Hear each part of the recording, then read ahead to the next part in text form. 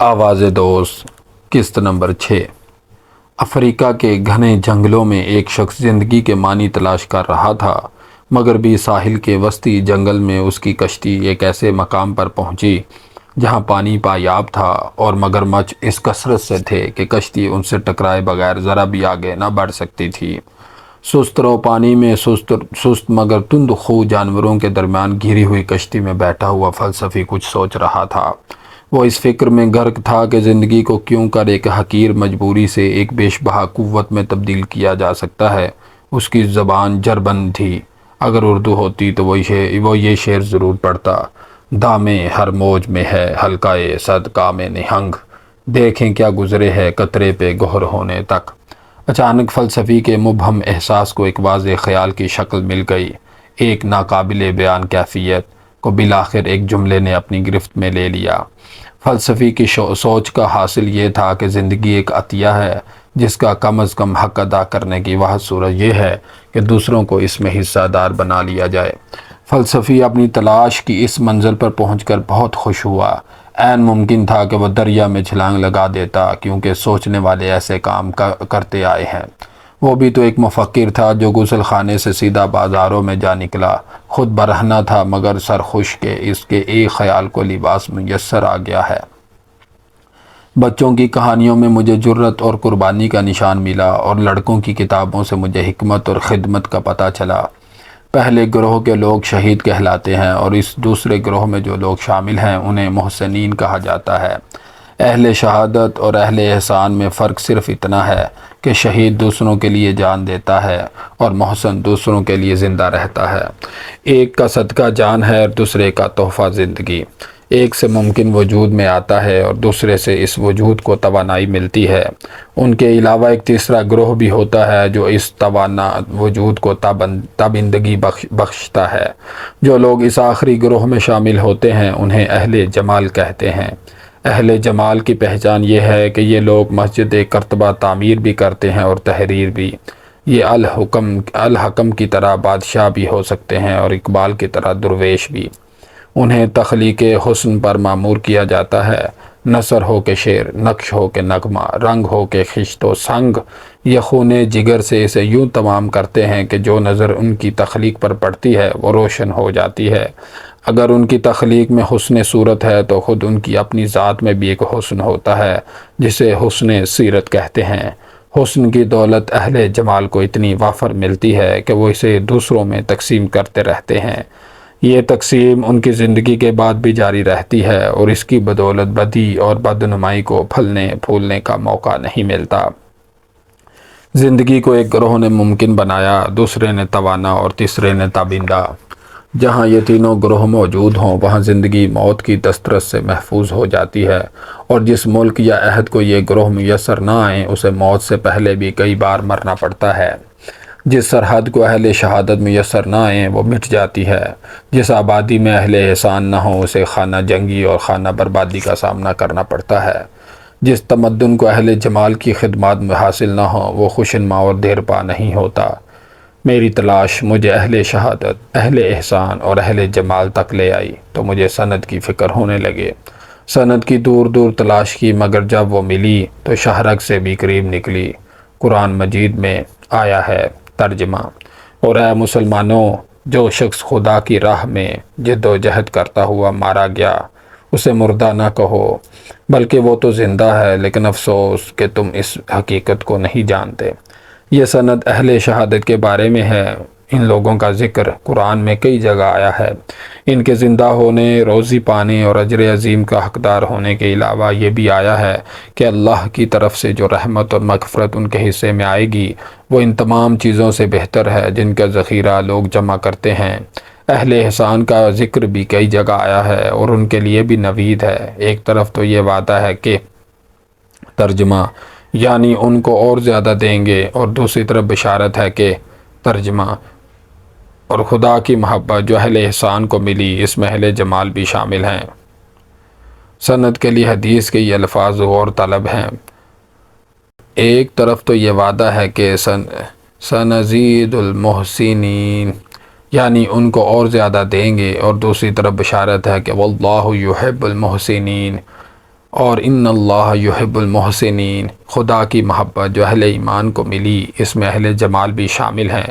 سند کے لیے حدیث کے یہ الفاظ غور طلب ہیں، اللہ جمیل یحب الجمال۔ اسناد پر غور کیا تو کتنی ہی نئی راہیں کھل گئیں۔ یہ معلوم کر کے خوشی ہوئی کہ خدا اپنی صفات میں انسان کو شامل کرتا ہے اور اس کی زندگی کے سفر میں بھی اس کے ساتھ شامل ہو جاتا ہے۔ اس کا سب سے بڑا تحفہ وہ حکمت ہے جو خدا اور کتاب دونوں کی صفات میں پائی جاتی ہے۔ عزیز الحکیم نے کتاب الحکیم میں فرمایا ہے، یؤتی الحکمۃ من یشاء ومن یؤت الحکمۃ فقد اوتی خیرا کثیرا۔ وہ جس کو چاہتا ہے دانائی بخشتا ہے، اور جس کو دانائی ملی بے شک اس کو بڑی نعمت ملی۔ اس نعمت کے کئی نام ہیں۔ اہل شہادت کو حکمت ملی تو جنوں کہلائی، اہل احسان کو ملی تو خیر کثیر ہو گئی، اہل جمال تک پہنچی تو حسن بن گئی۔ یہ تینوں گروہ اس نقطے پر آ کر مل جاتے ہیں اور پھر یہ پہچان دشوار ہو جاتی ہے کہ کون کس گروہ سے تعلق رکھتا ہے۔ اس منزل پر پہنچ کر تخصیص کا سوال ہی پیدا نہیں ہوتا، کیونکہ صفت سب کی ایک ہوتی ہے اگرچہ اظہار کی صورت مختلف ہوتی ہے۔ اس صفت کو صوفی نے تجلی کہا اور شاعر نے عکس رخ یار۔ یہ عکس حضرت لوط کے حکم و علم اور طالوت کے علم و جسم میں نظر آتا ہے۔ یہ عکس حضرت داؤد اور حضرت سلیمان علیہ السلام پر اس وقت پڑا جب وہ ایک کھیتی کا مقدمہ فیصل کرنے لگے۔ وَكُنَّا لِحُكْمِهِمْ شَاهِدِينَ، اور ہم ان کے فیصلے کے وقت موجود تھے۔ یہی عکس بیت الرضوان کے وقت اس طرح جلوہ گر ہوا، ید اللہ فوق ایدیہم، خدا کا ہاتھ ان کے ہاتھوں پر ہے۔ خدا کا ہاتھ میں آ جائے تو انسان اپنی ذات کے درجہ کمال تک پہنچ جاتا ہے۔ اس درجے تک پہنچے ہوئے لوگ مومن ہوتے ہیں، اور ان کا بیان اقبال نے یوں کیا ہے، ہاتھ ہے اللہ کا بندہ مومن کا ہاتھ۔ خدا اور مومن کے درمیان جو مقام آتا ہے اس پر پیغمبر فائز ہوتے ہیں۔ پیغمبروں کے بارے میں پہلا گمان تو یہ ہوتا ہے کہ یہ کوئی دوسری مخلوق ہے، اور انسان سے ان کا تعلق صرف یہ ہے کہ وہ کچھ عرصے کے لیے اس روپ میں ظاہر ہوتے ہیں۔ خاتم الانبیاء نے انا بشر فرما کر اس گمان کو باطل کر دیا اور اس بات کو حق ثابت کر دیا کہ اللہ نے بنی آدم کو عزت دی ہے۔ بشر کی ساخت کا سوال اٹھا تو جواب ملا کہ ہم نے انسان کو بہتر سے بہتر ساخت کا پیدا کیا ہے، اور اس جواب کے ساتھ انجیر، زیتون، طور سینین اور شہر امن کا ذکر بھی آیا ہے۔ انسان کی اپنی ساخت کی نوعیت اور اس کے لیے بھیجے ہوئے پیغمبروں کی بشریت سے واقف ہونے کے بعد تلاش کا دائرہ وسیع ہوتا چلا گیا۔ بات بہادر لڑکے کی کہانی سے چلی اور بڑے آدمیوں کی سوانح سے ہوتی ہوئی قصص الانبیاء تک جا پہنچی۔ متلاشی کو پتہ چلا کہ پیغمبر کی عظمت اس پیغام کا پرتو ہوتی ہے جو وہ لے کر آتا ہے۔ ہر ایک پیغمبر کو علیحدہ علیحدہ تجربات سے گزرنا پڑا، اور ان تجربات کی نوعیت کے اعتبار سے ان کی مختلف صفات کو نمایاں ہونے کا موقع ملا، یہاں تک کہ وہ اپنی امتیازی صفات کے ساتھ یوں متصف ہو گئے کہ عام طور پر نگاہ صرف اسی معروف پہلو تک جا کر رک جاتی ہے، مثلاً صدق خلیل، ذبح اسماعیل، حسن یوسف، لحن داؤد، ضرب کلیم اور اعجاز مسیحا۔ ان تمام پیغمبروں میں جن کا ذکر قرآن مجید میں آیا ہے دو خوبیاں مشترک ہیں۔ ایک تو یہ کہ ان کی زندگی دوسروں کی خدمت، رہنمائی اور اصلاح میں بسر ہوئی، اور دوسرا ان کی طبیعت کا وہ استقلال جس کی وجہ سے وہ نہ تو ناکامی میں متزلزل ہوئے اور نہ کامیابی میں متکبر۔ یہ زندگیاں پامردی اور بے لوثی سے دوسروں کے لیے وقف رہیں۔ یہی ان کی عظمت کا راز ہے، اور یہی ان زندگیوں سے حاصل ہونے والا سب سے بڑا سبق ہے۔ پیغمبروں کی عظمت مسلم ہے، مگر فضیلت کے اعتبار سے ان میں بعض کو بعض پر فوقیت حاصل ہے۔ یہ معاملہ درجات کا ہے، اور اللہ کے یہاں عام لوگوں کے علاوہ پیغمبروں کے بھی مختلف درجے ہوتے ہیں۔ سب سے افضل مقام کا سب سے اعلیٰ درجہ معراج کہلاتا ہے۔ جس کو یہ مرتبہ حاصل ہوا وہ انسانوں میں سید البشر اور پیغمبروں میں سرور الانبیاء کہلایا۔ شاعر نے اس کی خوبیوں پر نظر ڈالی اور کہا، آنچ خوباں ہمہ دارن تو تنہا داری۔ انسان کی تلاش میں خالق کا ذکر لازم ہو جاتا ہے۔ بحث کا رخ خدا سے انسان کی جانب ہو یا انسان سے معراج کی طرف، اس میں کوئی فرق نہیں پڑتا، کیونکہ خالق نقطۂ آغاز بھی ہے اور نقطۂ انجام بھی۔ ایک وہ زمانہ تھا کہ انسان نے پہلے صفات خداوندی کے فہرست بنائی، پھر وہ صفات مستعار لے کر جو متشابہات میں شامل ہیں، ایک ایسی مخلوق عالم خیال میں تخلیق کی جو دے مالائی قرار دی گئی۔ بڑے آدمی کو دے مالائی کسوٹی پر پرکھا گیا اور اتنا بڑا چڑھا کر پیش کیا گیا کہ وہ مافوق الفطرت معلوم ہونے لگا۔ آہستہ آہستہ شعور بیدار ہوا اور لوگوں کا اعتبار ناقابل اعتبار قصے کہانیوں سے بالکل اٹھ گیا۔ یہ عیاں ہوا کہ انسان احسن تقویم بھی ہے اور اشرف المخلوقات بھی، اور اپنی ذات و صفات کے سہارے ان مقامات سے کہیں بلند مقامات پر پہنچ سکتا ہے جہاں دے مالائی افسانہ ترازیاں سے اسے پہنچا سکتی ہیں۔ انسان کی فطرت میں ہے کہ وہ بلندی کی طرف مائل پرواز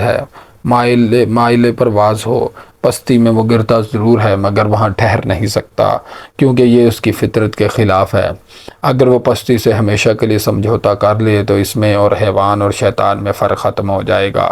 یہی حال انسان کی بلندیوں کا ہے، وہ اگر کسی خاص بلندی پر اکتفا کر لے تو اس میں اور آسمانی مخلوق میں فرق ختم ہو جائے گا۔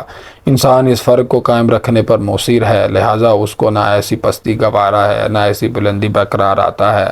یہ درست ہے کہ کچھ آدمی پستی کا شکار ہو جاتے ہیں اور بیشتر عام سطح پر رہتے ہیں، مگر ایک قلیل جماعت بلندیوں کو سر کرنے نکل پڑتی ہے تاکہ انسان کو اس کا اصل مقام حاصل ہو جائے۔ اس مقام پر پہنچنے والوں کے بارے میں مولانا روم نے کہا ہے: بزیر کنگرائے کبریاش مردانند، فرشتہ سیدو پیمبر شکارو یزداں گیر۔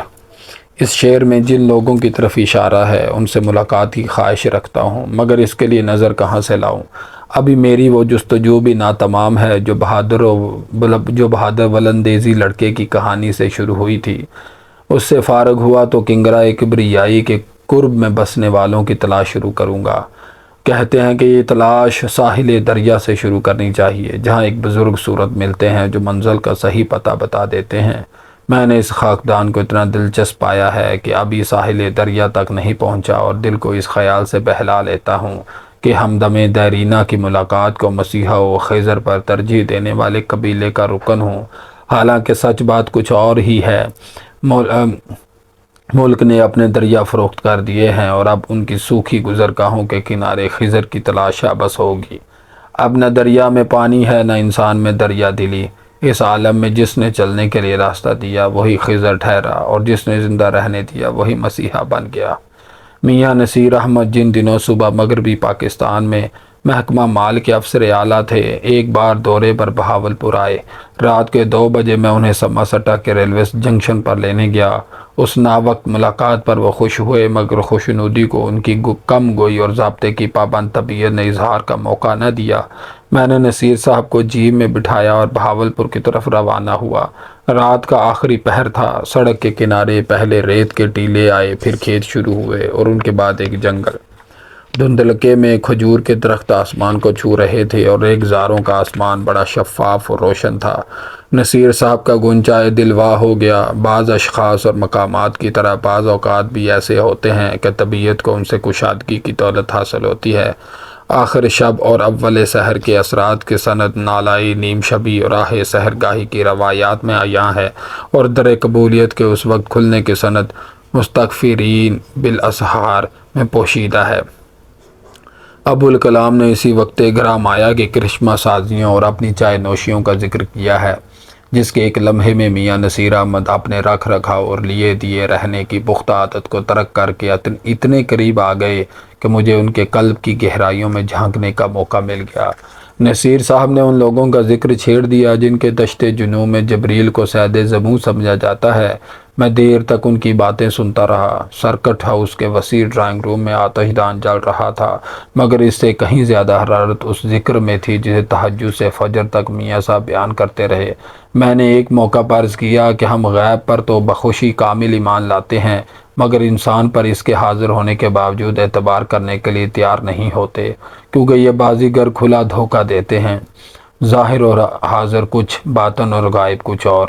نہ زندگی اتنی طویل اور فارغ کہ ہر ایک کو پرکھا جائے، نہ بصیرت اتنی عام کہ ہر ایک پرکھ سکے۔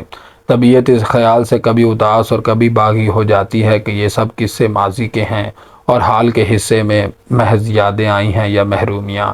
میاں نصیر نے کہا، حال اتنا تہی دامن نہیں جتنا تم سمجھتے ہو، اور ایک مرد حق کا قصہ سنایا جو ان کے مشاہدے کی بات تھی۔ میں نے کہا، ان کا تو انتقال ہو چکا ہے، کسی اور کا پتہ دیجیے۔ انہوں نے ایک اور نام لیا اور ملانے کا وعدہ کیا۔ سال بھر بعد میاں صاحب سے ملاقات ہوئی تو یہ دوسرے صاحب بھی انتقال کر چکے تھے۔ کہنے لگے، اس بار نام نہیں بتاؤں گا، جب لاہور آؤ گے تب دیکھا جائے گا۔ خدا کا شکر ہے کہ یہ شہر اچھے آدمیوں سے کبھی خالی نہیں رہتا۔ میں چند سال کی غیر حاضری کے بعد لاہور واپس پہنچا تو شہر ایک اچھے آدمی سے محروم ہو چکا تھا۔ میاں نصیر انتقال کر چکے تھے۔ سنا ہے ان کے جنازے میں وہ صاحب بھی شامل تھے جو زائد العمر ہو کر ریلوے کے ٹکٹ چیکر کی حیثیت سے فارغ ہوئے تو مفتی محمد حسن صاحب کے پاس جا پہنچے اور بیعت کی خواہش کی۔ جواب ملا کہ 30 برس کی ملازمت کی تمام ناجائز یافت کا حساب کرو، جو حقدار مل سکے اسے لوٹا دو اور جس کا حقدار نہ ہو ملے وہ محکمہ ریل کے کھاتے میں جمع کرا دو۔ تعمیل رشاد میں اندازہ لگایا تو رقم ہزاروں میں نکلی۔ اندوختہ فروخت کیا اور رقم تقسیم کر دی۔ اپنا دامن جھاڑ کر اٹھے اور مفتی محمد حسن کے دامن کو پکڑ لیا۔ میں نے سالہ سال لاہور سیکریٹریٹ میں کام کیا، مگر کبھی خیال بھی نہ آیا کہ اس سے ملحق کرشن نگر کی بستی میں ایسے لوگ اب بھی آباد ہیں جو توبہ کے لیے سارا اثاثہ فروخت کر دینے کی ہمت رکھتے ہیں۔ دفتر میں کام کرنے کا ایک نقصان یہ بھی ہے کہ نظر صرف کاغذ پر جمی رہتی ہے اور انسان اس سے اوجھل رہتا ہے۔ میں ایک بار دفتر سے باہر نکلا اور دوسرے ممالک میں پھرتا ہوا دور جا پہنچا۔ سر راہ ایک اہل حق سے ملاقات ہوئی جس کا سرور آج بھی ایسا ہے جیسے کل کی بات ہو۔ حالانکہ جن سے ملاقات ہوئی تھی ان کی وفات کو 2-4 برس گزر چکے ہیں۔ میرے ذہن میں اس وقت یہی ذات تھی جب میں نے چاند پر اترنے والے پہلے آدمی کو دیکھنے کے لیے ڈھاکہ جانے سے انکار کیا تھا۔ برنی نے کہا، خلائی مسافر ڈھاکہ آ رہے ہیں، چلو انہیں دیکھ آئیں، ممکن ہے ان سے ملاقات کا بندوبست بھی ہو جائے۔ میں نے کہا، خیال اچھا ہے، مگر میں اس مقصد کے لیے سفر کی شرط پوری نہیں کر سکتا۔ سفر تو صرف 2 ہیں، ہجرت اور معراج۔ ان کے علاوہ کسی اور مقصد کے لیے سفر ہمیں منظور نہیں۔ خلائی مسافروں کے لیے میں کیوں کر سفر کر سکتا ہوں، جبکہ میں نے ان کے لیے بھی خاص سفر نہیں کیا تھا جن کے بارے میں دل گواہی دیتا ہے کہ مہر و ماہ ان کی کمند میں تھے۔